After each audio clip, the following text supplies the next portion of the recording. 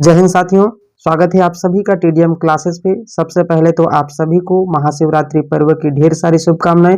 भगवान भोलेनाथ आप सभी के जीवन में अपार खुशियां दे। तो चलिए, हम पिछली क्लास में चर्चा किए थे राजनीति विज्ञान से संबंधित, संसद से संबंधित महत्वपूर्ण प्रश्नोत्तरी भाग 1 में 12 प्रश्नों का हमने अध्ययन किया था तथा आपने वो भी जो पिछला टेस्ट है वो नहीं दी होंगे तो उसका लिंक मैं डिस्क्रिप्शन में डाल दिया हूँ। लिंक पे जाके उस टेस्ट को दीजिए और संसद टॉपिक से संबंधित जितने भी प्रावधान या बिंदु है उनको आप अपना आकलन कीजिए कि आप कहाँ तक कितना सही कर पा रहे हैं उस प्रश्न को। वो ऐसे प्रश्न हैं जो आगामी परीक्षाओं में देखने को मिलेंगे या फिर पिछली जो जितने भी एग्जाम हुए उन कभी कहीं ना कहीं उन एग्जाम में आए हुए प्रश्नों को मैंने समाहित किया है। तो उम्मीद करता हूं कि पिछला वीडियो से आप लोगों को बहुत अच्छा कुछ सीखने को मिला होगा तथा संसद से संबंधित जितने भी महत्वपूर्ण प्रश्न थे उन सभी प्रश्नों से आपका संसद वाला टॉपिक क्लियर हो रहा होगा। चलिए शुरुआत करते हैं। देखिए, सबसे पहले संविधान की यात्रा करके सीरीज है जिसको मैंने 26 जनवरी गणतंत्र दिवस राष्ट्रीय पर्व के दिन से शुरुआत किया है, जिसमें मैं पॉलिटी से संबंधित जितने भी महत्वपूर्ण टॉपिक हैं उन सभी टॉपिक को एक एक करके करा रहा हूं। अगर आप हमारे चैनल पर नए हैं तो चैनल को सब्सक्राइब कीजिए, वीडियो को अधिक से अधिक शेयर कीजिए ताकि नए नए लोग जो कॉम्पिटिटिव एग्जाम की तैयारी करते हैं उन सभी लोगों तक इस वीडियो का लाभ मिल सके तथा बेल आइकन को दबाना ना भूलें जिससे कि हमारे नए नए वीडियो की नोटिफिकेशन है आप तक पहुंचता रहे तथा आप इस वीडियो या फिर इस संविधान की यात्रा सीरीज से संविधान के महत्वपूर्ण टॉपिक पर एक बेहतर नॉलेज नॉलेज गेन कर पाए। तो चलिए शुरुआत करते हैं। पहला प्रश्न देखते हैं, संसद के किस सदन को प्रतिनिधि सभा के नाम से जाना जाता है। यहाँ पर प्रश्न पूछा जा रहा है कि संसद के किस सदन को प्रतिनिधि सभा के नाम से जाना जाता है। तो चलिए सबसे पहले देखते हैं कि जो हमारा जो संसद है, संसद की अगर मैं बात करूं तो संसद जो है, देखो संसद की अगर मैं बात करूं, राज्यसभा को क्या कहा जाता है, उच्च सदन या फिर बुद्धिजीवियों का सदन भी कहा जाता है। क्या कहा जाता है? बुद्धिजीवियों का सदन भी कहा जाता है राज्यसभा को।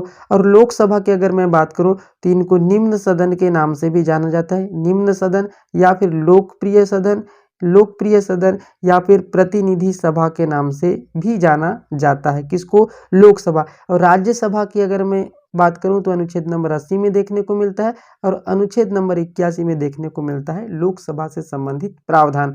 तो जो संसद के किस सदन को प्रतिनिधि सभा के नाम से जाना जाता है, तो संसद का जो हमारा निम्न सदन है जिसे हम लोकप्रिय सदन या फिर लोगों का सदन या फिर निम्न सदन या फिर प्रतिनिधि सभा के नाम से जानते हैं, वो हमारा है कौन सा? वो है साथियों, वो कौन सा है? वो हमारा है लोकसभा। तो हमारा जो आंसर कौन सा आएगा? Answer number B is the correct answer, यानी कि हमारा बी नंबर का ऑप्शन जो है सही है। तो संसद का जो लोकसभा सदन है उसको या फिर निम्न सदन है उसको प्रतिनिधि सभा के नाम से जाना जाता है। क्लियर है यहाँ तक? चलिए अगले प्रश्न की ओर बढ़ते हैं। अगला प्रश्न बोल रहा है कि सांसदों के वेतन भत्तों का निर्धारण किसके द्वारा किया जाता है? सांसदों के वेतन भत्तों का निर्धारण किसके द्वारा किया जाता है? सबसे पहले तो सांसद जो होते हैं उनके वेतन भत्तों का निर्धारण कौन करता है? संसद करता है। कौन करता है? संसद करता है। यानी कि जो सांसद होते हैं उनके वेतन भत्तों का निर्धारण कौन करता है? संसद करता है। और हमारा प्रश्न क्या पूछा जा रहा है? जो सांसद होते हैं उनके वेतन भत्तों का निर्धारण कौन करता है? संसद करता है। और प्रश्न भी यही पूछ रहा है कि कौन करता है? तो कौन करता है? संसद करता है। तो हमारा ऑप्शन नंबर ए क्या हो जाता है? करेक्ट आंसर हो जाता है। तो अब जो क्वेश्चन नंबर 2 है उसका आंसर ऑप्शन नंबर ए, संसद द्वारा सांसदों के वेतन भत्तों का निर्धारण किया जाता है। क्लियर है यहाँ तक? चलिए अगले प्रश्न की ओर बढ़ते हैं। अगला प्रश्न आप लोगों के सामने है स्क्रीन पर। चलिए, निम्नलिखित कथनों पर विचार कीजिए। धन विधेयक को केवल लोकसभा में प्रस्तुत किया जा सकता है। धन विधेयक किसकी बात कर रहा है? धन विधेयक को केवल लोकसभा में प्रस्तुत किया जा सकता है। बिल्कुल सही है। आप सभी जानते हैं कि अनुच्छेद 109 के तहत धन विधेयक को सबसे पहले केवल लोकसभा में प्रस्तुत किया जा सकता है। ये सही है। उसके बाद सेकंड ऑप्शन क्या बोलता है, धन विधेयक को प्रधानमंत्री, क्या बोला जा रहा है, प्रधानमंत्री की सिफारिश पर लोकसभा में प्रस्तुत किया जाता है। साथियों ये हमारा जो है कंटेंट गलत हो जाता है, क्योंकि जो धन विधेयक होता है उसको लोकसभा में प्रस्तुत करने से पहले राष्ट्रपति की अनुमति की आवश्यकता होती है, न कि किसकी, न कि प्रधानमंत्री की। यानी कि हमारा जो राष्ट्रपति के अनुमति की आवश्यकता होती है, न कि प्रधानमंत्री की। इसलिए सेकंड जो कंटेंट है वो हमारा गलत हो जाता है। निम्नलिखित कथनों पर विचार कीजिए। उसके बाद क्या बोल रहा है, उसके बाद बोला जा रहा है उपर्युक्त कथनों में से सत्य कथन, क्या पूछा जा रहा है, सत्य कथनों का चयन कीजिए, सत्य कथनों का चयन कीजिए। तो हमको सत्य कथन का चयन करना है। तो पहला क्या है, पहला हमारा सही हो जाता है और दूसरा कौन सा है, गलत है। तो केवल एक सही है, तो केवल कौन सा सही है, केवल एक सही है। ऑप्शन नंबर ए इज क्या हो जाता है, करेक्ट आंसर। मतलब धन विधेयक को केवल लोकसभा में पहले प्रस्तुत किया जा सकता है। इसका उल्लेख अनुच्छेद नंबर 109 में देखने को मिलता है और 110 में धन विधेयक से संबंधित किसकी परिभाषा का उल्लेख देखने को मिलता है। तो जो थर्ड क्वेश्चन है इसका जो हमारा सही आंसर है ऑप्शन नंबर ए, यानी कि धन विधेयक को केवल लोकसभा में पहले प्रस्तुत किया जा सकता है। क्लियर है यहाँ तक। चलिए अगले प्रश्न की ओर बढ़ते हैं। अगला प्रश्न आप लोगों के सामने है, भारतीय संसद का उद्घाटन कब किया गया, क्या पूछा जा रहा है, संसद के इतिहास के बारे में पूछा जा रहा है। क्या पूछा जा रहा है, संसद के उद्घाटन। संसद की अगर मैं बात करूं, संसद में 3 अंग होते हैं। संसद के कितने अंग होते हैं, 3 अंग होते हैं। एक तो कौन होते हैं, राष्ट्रपति होते हैं, और दूसरा कौन होते हैं, राज्यसभा होते हैं, सभी जानते हैं आप लोग, और तीसरा होता है लोकसभा, लोकसभा। और अगर आप लोगों से सदन पूछे, अंग पूछे तो 3 हो गया, और सदन पूछे तो कितने, 2 होते हैं। एक कौन सा, राज्यसभा, और दूसरा कौन सा होता है, लोकसभा। क्लियर है यहाँ तक। तो हमको प्रश्न क्या पूछा जा रहा है, प्रश्न ये पूछ रहा है कि संसद का उद्घाटन कब हुआ, यानी कि संसद के इतिहास से संबंधित प्रावधान हमको पूछा जा रहा है। संसद के अगर संसद भवन के निर्माण कार्य की अगर मैं बात करूं तो 1921 से इसके निर्माण कार्य का प्रारंभ होता है। किसके द्वारा, अंग्रेजों के द्वारा जो है इसका निर्माण कार्य प्रारंभ होता है। लेकिन इसका उद्घाटन कब होता है, 10 जनवरी 1927 को इसका उद्घाटन होता है।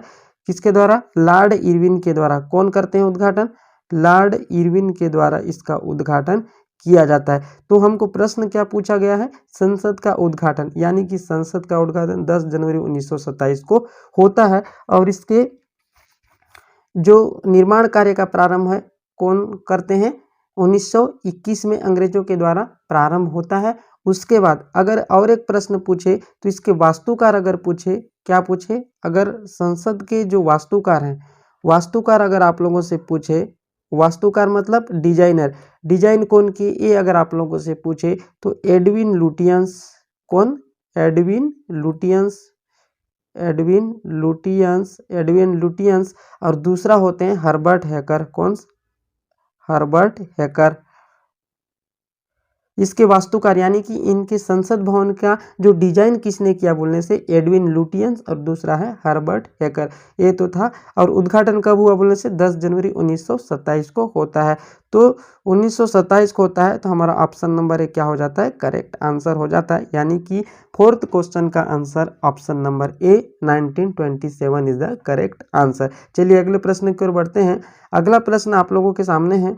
अगला प्रश्न क्या पूछ रहा है, संसद का उल्लेख निम्नलिखित में से कौन से अनुच्छेद में है, यानी कि संसद से संबंधित हमको अनुच्छेद पूछा जा रहा है। क्या पूछा जा रहा है, संसद से संबंधित अनुच्छेद हमको देखने को यानी कि पूछा जा रहा है।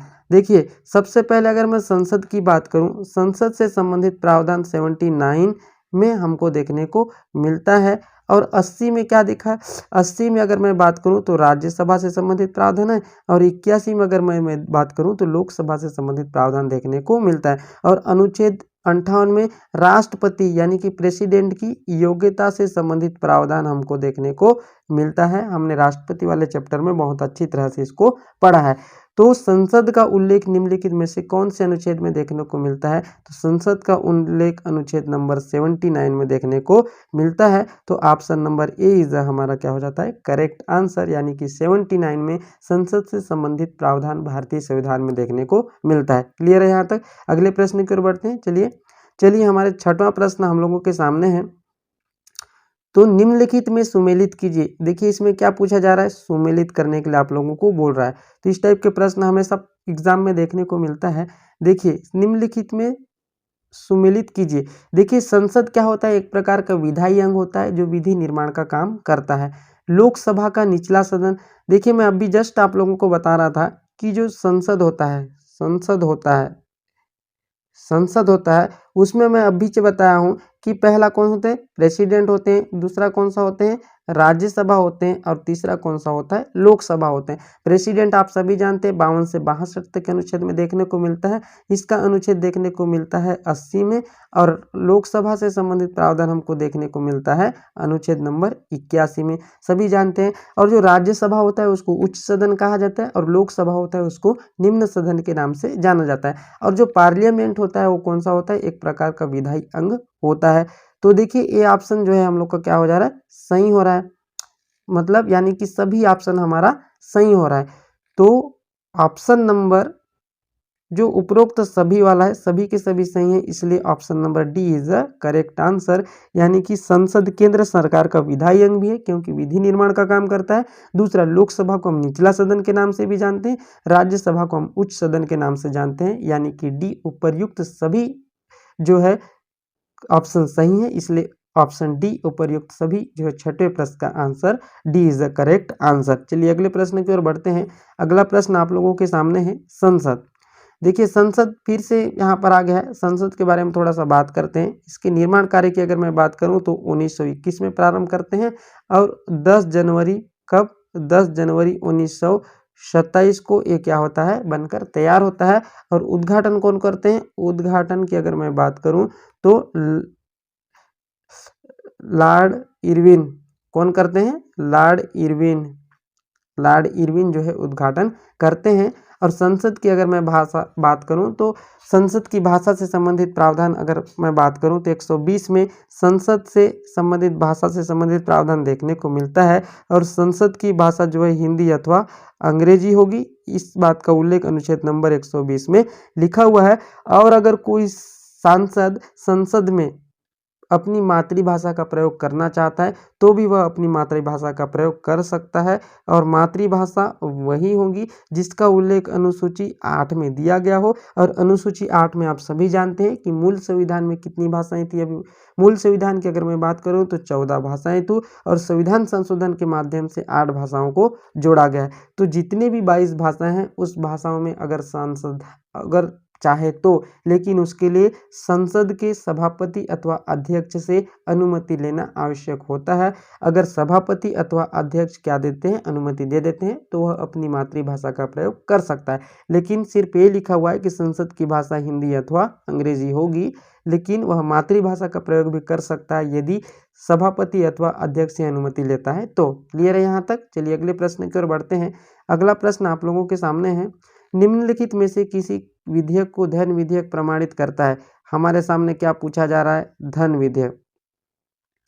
हमको पूछा क्या जा रहा है, धन विधेयक पूछा क्या जा रहा है, धन विधेयक। अगला प्रश्न आप लोगों के सामने है, पूछा क्या जा रहा है, धन विधेयक। क्या पूछा जा रहा है, धन विधेयक से संबंधित प्रावधान पूछा जा रहा है। धन विधेयक की अगर मैं बात करूं तो 109 में लिखा गया है कि धन विधेयक को सबसे पहले कहाँ, लोकसभा में ही पुनः स्थापित किया जाएगा। और 110 में धन विधेयक से संबंधित परिभाषा हमको देखने को मिलता है। और कोई विधेयक धन विधेयक है या नहीं, इसका अध्यक्ष लोकसभा का प्रेसिडेंट तय करता है। और लोकसभा का प्रेसिडेंट क्या करता है, कोई विधेयक धन विधेयक है या नहीं, इससे संबंधित प्रावधान या फिर इसका निर्धारण कौन करता है, लोकसभा का अध्यक्ष करता है। तो ऑप्शन नंबर सी में लोकसभा अध्यक्ष दिया गया है, इसलिए 7वें क्वेश्चन का आंसर हमारा सी ऑप्शन सही, यानी कि लोकसभा का अध्यक्ष धन विधेयक का निर्धारण करता है, यानी कि C is the correct answer, Lok Sabha का स्पीकर। चलिए अगले प्रश्न की ओर बढ़ते हैं। अगला प्रश्न है, देखिए धन विधेयक की अगर मैं बात करूं तो धन विधेयक के अनुच्छेद की अगर मैं बात करूं तो 110 में अनुच्छेद से संबंधित प्रावधान है और 109 में लिखा गया है कि धन विधेयक को सबसे पहले लोकसभा में ही प्रस्तुत किया जा सकता है। पेश कहाँ किया जा सकता है? सबसे पहले लोकसभा में। इसका उल्लेख 109 में देखने को मिलता है और निर्धारित कौन करता है? लोकसभा का स्पीकर तय करता है। इसमें संयुक्त बैठक का आयोजन नहीं किया जा सकता। राज्यसभा अपने पास 14 दिन तक रख सकती है। यदि राज्यसभा 14 दिन तक भी पारित नहीं करती है तो स्वतः पारित मान लिया जाता है और धन विधेयक को सबसे पहले राष्ट्रपति की पूर्वानुमति की आवश्यकता होती है। क्लियर है यहाँ तक? ये तो हो गया धन विधेयक से संबंधित प्रावधान। चलिए अगले प्रश्न की ओर आगे बढ़ते हैं। अगला प्रश्न आप लोगों के सामने है, लोक लेखा समिति के संदर्भ में निम्नलिखित कथनों पर विचार कीजिए। यानी कि हमको क्या पूछा जा रहा है? लोक लेखा समिति के बारे में पूछा जा रहा है। सबसे पहले देखते हैं कि लोक लेखा समिति होता क्या है।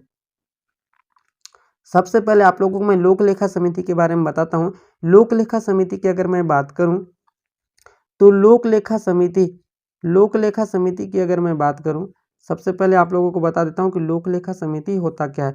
लोक लेखा समिति की अगर मैं बात करूं तो इसे पब्लिक अकाउंट कमेटी के नाम से भी जाने जाते हैं। यह एक प्रकार का स्थायी समिति है। कौन सी समिति है? सबसे पहले तो आप लोग जानिए कि यह स्थायी समिति है और ये वित्तीय समितियों के अंतर्गत आता है, सभी जानते हैं।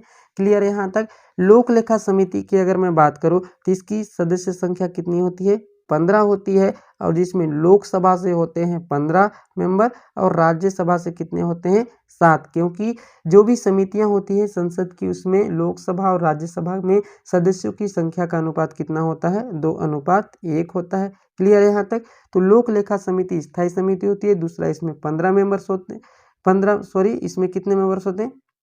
देखिए इसको अच्छे से समझिए, यहाँ से प्रश्न हमेशा देखने को मिलता है। इसमें क्या होता है? लोक लेखा समिति, इसमें कितने मेंबर होते हैं? 22 मेंबर होते हैं। पहली बात तो कितने मेंबर होंगे? 22, जिसमें लोकसभा से कितने होते हैं? लोकसभा से 15 मेंबर होते हैं और राज्यसभा से कितने मेंबर होंगे? 7 मेंबर होते हैं। एक प्रकार से कौन सी समिति है? स्थायी समिति है और ये वित्तीय समिति के अंतर्गत आता है, जानते हैं सभी। क्लियर है यहाँ तक? ये वित्तीय समिति है और स्थायी समितियां होती है और इसका कार्यकाल 1 वर्ष का होता है और इसका कार्य क्या होता है? सीएजी के रिपोर्ट की जांच करना। सीएजी रिपोर्ट की क्या करती है? जांच करती है। कौन करती है? लोक लेखा समिति। तो ये तो हो गया लोक लेखा समिति से संबंधित जितने भी प्रावधान था मैंने आप लोगों को बता दिया। तो प्रश्न क्या पूछा गया है? प्रश्न को देखते हैं अब। प्रश्न, इसमें 15 सदस्य होते हैं। इस समिति में क्या पूछा जा रहा है? इस 15 सदस्य होते हैं तथा लोकसभा से, इस समिति में 15 सदस्य लोकसभा से तथा 7 सदस्य राज्यसभा से। बिल्कुल सही है, अभी मैंने आप लोगों को बताया, बिल्कुल सही है। उसके बाद दूसरा, किसी भी मंत्री को, इसमें क्या बोला जा रहा है? किसी भी मंत्री को इस समिति का सदस्य बनाया जा सकता है। बिल्कुल गलत है साथियों, क्योंकि लोक लेखा समिति में कोई भी मंत्री नहीं होते, कोई मंत्री को शामिल नहीं किया जाता, कोई भी मंत्रियों को शामिल नहीं किया जाता। और उसमें विपक्ष के जो सदस्य होते हैं वो इस समिति के अध्यक्ष होते हैं। विपक्ष के क्या होते हैं? विपक्ष के जो भी नेता होते हैं इस समिति के क्या होते हैं? अध्यक्ष होते हैं। यानी कि तीसरा कंटेंट जो है हमारा सही हो जाता है। पहला और तीसरा जिस भी ऑप्शन में रहेगा वो ऑप्शन हमारा सही होगा। और पूछा क्या जा रहा है? पूछा क्या जा रहा है उसको देखते हैं। सबसे पहले पूछा क्या जा रहा है? सही पूछा है कि गलत कथन पूछा है? तो कौन से कथन सही है अथवा गलत है, ऐसे कभी भी सही पूछा जा रहा है या गलत पूछा जा रहा है, इसको आप लोगों को बहुत अच्छे ढंग से पढ़ना है। अगर आप पूरी तरह से प्रश्न को नहीं पढ़ते हैं तो आपका प्रश्न सही होने की चांसेस बहुत कम तथा गलत होने की चांसेस बढ़ जाती है, क्योंकि सही पूछा जा रहा है या नहीं पूछा जा रहा है इस चीज़ में बहुत कंफ्यूजन होता है। इसलिए प्रश्न को बहुत अच्छे ढंग से पढ़ना बहुत ज़रूरी होता है। तो सही कथन पूछा है तो पहला, और जो पहला है और जो तीसरा है वो हमारा सही है। तो 1 और 3 जिसमें भी होगा वो ऑप्शन हमारा सही होगा। तो पहले ही ऑप्शन में हमको पहला और तीसरा देखने को मिल रहा है, इसलिए option number A is the correct answer, यानी कि 8वें क्वेश्चन का आंसर ए होगा। चलिए अगले प्रश्न की ओर बढ़ते हैं। अगला प्रश्न देखो, लोक लेखा समिति के बारे में आप लोगों को बता दिया। अगला प्रश्न आप लोगों के सामने है, साधारण विधेयक से संबंधित गतिरोध। क्या पूछा जा रहा है? सबसे पहले तो साधारण विधेयक, उसको अंडरलाइन कीजिए। दूसरा क्या पूछा है? गतिरोध। सब जानते हैं गतिरोध कब उत्पन्न होता है? दूर करने के लिए संयुक्त बैठक का आयोजन कौन बुलाता है? सबसे पहले क्या होता है? साधारण विधेयक। सबसे पहले मैं साधारण विधेयक के बारे में आप लोगों को बताता हूँ कि साधारण जो विधेयक होता है उसको लोकसभा या राज्यसभा कहीं पर भी पेश किया जा सकता है। कहीं पर भी बाध्यता नहीं है। क्लियर है यहाँ तक। उसके बाद जो इसको होता है दोनों सदनों से पारित होना बहुत जरूरी है। कहाँ से? दोनों सदनों से पारित होना चाहिए। किसको? जो साधारण विधेयक होता है उसको दोनों सदनों से पारित होना चाहिए। तीसरी चीजें क्या होता है, इसमें संयुक्त बैठक नहीं बुलाया जा सकता। संयुक्त बैठक इसमें क्या हो सकता है? बुलाया जा सकता है। किसमें? साधारण विधेयक में। तो देखिए जो साधारण विधेयक होता है उसको लोकसभा अथवा राज्यसभा दोनों में पेश किया जा सकता है। दोनों सदनों से पारित होना बहुत जरूरी है। संयुक्त बैठक साधारण विधेयक पर बुलाया जा सकता है। क्लियर है यहाँ तक। अब देखो गतिरोध कब उत्पन्न होता है। देखिए गतिरोध के बारे में भी मैं आप लोगों को बता देता हूँ कि गतिरोध होता क्या है। गतिरोध की अगर मैं बात करूं तो गतिरोध कब होता है? जब कोई विधेयक लोकसभा से क्या होगा? पारित होगा और राज्यसभा उसको 6 माह तक भी पारित नहीं करती है। कितने माह तक भी? 6 माह तक भी पारित नहीं करती है। तो उस समय राष्ट्रपति क्या करते हैं? संयुक्त बैठक का आयोजन करते हैं। क्या करते हैं? संयुक्त बैठक का आयोजन करते हैं। अब उस संयुक्त बैठक की अगर मैं बात करूं तो संयुक्त बैठक का आयोजन करते हैं। तो सबसे पहले यहाँ प्रश्न क्या पूछा जा रहा है? प्रश्न ये पूछा जा रहा है कि साधारण विधेयक पूछा जा रहा है और गतिरोध से और संयुक्त बैठक कौन बुलाता है। तो प्रश्न क्या पूछा जा रहा है? संयुक्त बैठक कौन बुलाता है? तो संयुक्त बैठक को बुलाता कौन है? राष्ट्रपति बुलाते हैं। और अनुच्छेद नंबर 108 है। अध्यक्षता कौन करते हैं? लोकसभा के स्पीकर इसकी अध्यक्षता करते हैं। तो कौन बुलाते हैं? राष्ट्रपति। तो option number A is the क्या हो जाता है?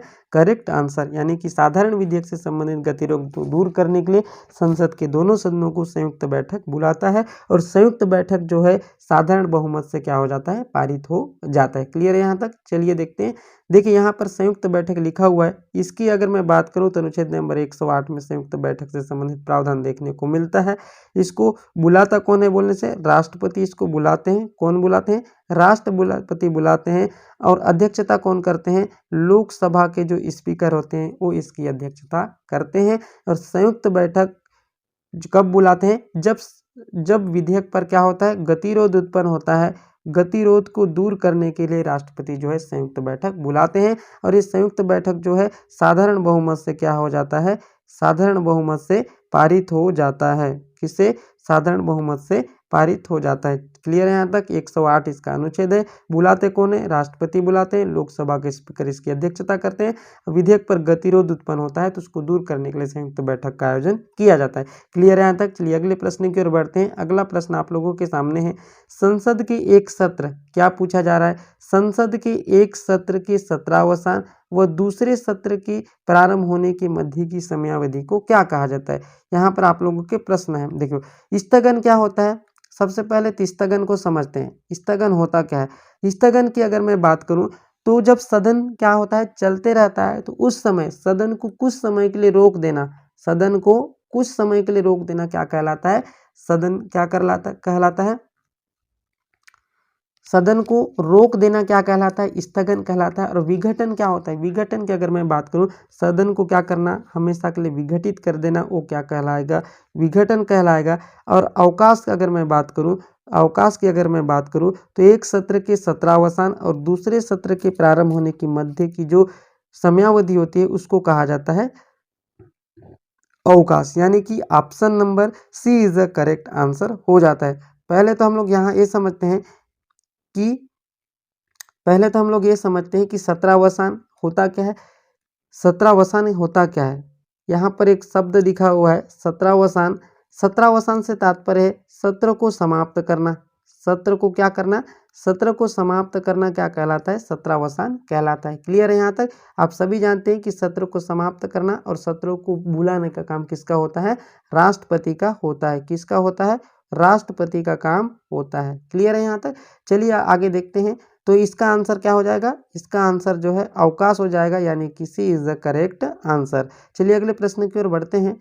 देखिए सबसे पहले यहाँ लिखा गया है कि संसद से संबंधित प्रावधान किसमें? 79 में देखने को मिलता है। इसमें राष्ट्रपति भी शामिल है, इसमें राज्यसभा भी शामिल है, इसमें लोकसभा भी शामिल होते हैं। प्रेसिडेंट की अगर मैं बात करूं तो 52 में लिखा हुआ है। राज्यसभा की अगर मैं बात करूं तो 80वें अनुच्छेद में और 81 में लोकसभा से संबंधित प्रावधान देखने को मिलता है। अंग अगर पूछे तो अंग कितने होते हैं? अंग होते हैं 2। और सदन पूछे तो कितना होता है? अंग पूछे तो कितने? 3 होते हैं और सदन पूछे तो 2 होते हैं। लोकसभा को निम्न सदन, लोकप्रिय सदन या फिर प्रतिनिधि सभा के नाम से जाना जाता है और राज्यसभा जो होता है उसको उच्च सदन या फिर बुद्धिजीवियों का सदन के नाम से जाना जाता है।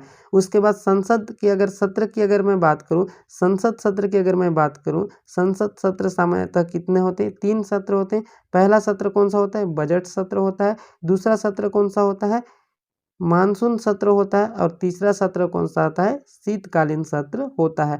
क्लियर है इतना? तो संसद सत्र को बुलाता कौन है बोलने से राष्ट्रपति बुलाता है। तो संसद के सत्र को कौन बुलाता है? अगर आप लोगों से प्रश्न पूछता है तो संसद के सत्र को बुलाते हैं राष्ट्रपति। चलिए अगले प्रश्न की ओर बढ़ते हैं। अगला प्रश्न आप लोगों के सामने है, संसदीय कार्यवाही में सदस्यों द्वारा प्रश्नकाल में कितने प्रकार के प्रश्न पूछे जाते हैं? क्या पूछा जा रहा है? प्रश्नकाल। सबसे पहले तो प्रश्नकाल को समझते हैं। प्रश्नकाल होता क्या है? संसद की कार्यवाही का पहला घंटा, कौन सा? पहला घंटा यानी कि कौन सा? 11 से 12 बजे क्या होता है? प्रश्नकाल होता है। कौन सा होता है? 11 से 12 बजे का जो समय होता है प्रश्नकाल होता है। और इस प्रश्नकाल में क्या होता है? इस प्रश्नकाल की अगर मैं बात करूं तो इस प्रश्नकाल में 3 प्रकार के प्रश्न पूछे जाते हैं। कितने प्रकार के प्रश्न पूछे जाते हैं? 3 प्रकार के प्रश्न पूछे जाते हैं। पहला होता है तारांकित, पहला क्या होता है? तारांकित। दूसरा होता है अतारांकित और तीसरा होता है अल्प सूचना वाले प्रश्न। तीसरा कौन सा होता है? अल्प सूचना वाले प्रश्न। कौन सा होता है? अल्प सूचना वाले प्रश्न। और जो तारांकित प्रश्न होते हैं वो कौन से होते हैं? मौखिक टाइप के होते हैं। और अतारांकित प्रश्न लिखित प्रकार के होते हैं। अल्प सूचना वाले प्रश्न भी मौखिक होते हैं। चलिए अगले प्रश्न की ओर बढ़ते हैं। तो देखिए कितना पूछा, प्रश्नकाल में कितने प्रकार के प्रश्न पूछे जाते हैं? बोला 3 प्रकार के प्रश्न पूछे जाते हैं। तो option number B is the क्या हो जाता है? करेक्ट आंसर हो जाता है। चलिए अगले प्रश्न की ओर बढ़ते हैं। देखो प्रश्नकाल पूछा जा गया है यहाँ पर। प्रश्नकाल की अगर मैं बात करूँ तो प्रश्नकाल कितना 11 से जो 12 बजे का समय होता है प्रश्नकाल कहलाता है। 3 प्रकार के प्रश्न पूछे जाते हैं। पहला मैंने बताया तारांकित प्रश्न, दूसरा अतारांकित प्रश्न और तीसरा अल्प सूचना वाले प्रश्न पूछे जाते हैं। तो प्रश्नकाल 11 से 12 बजे का समय जो होता है उसको प्रश्नकाल के नाम से जाना जाता है।